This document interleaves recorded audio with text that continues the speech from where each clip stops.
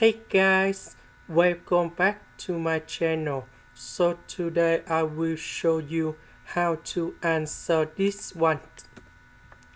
So we have the formula in here.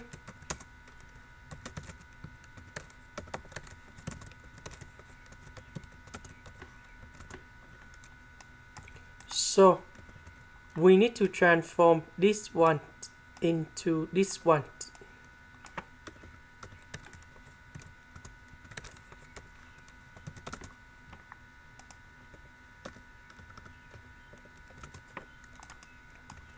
Next, we need to multiply by e to the power of x on numerator and denominator.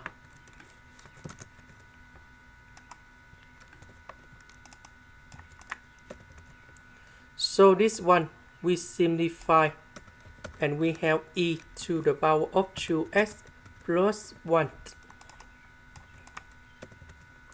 And now we simplify. And this one we have e to the power of negative x. And now we have the final answer.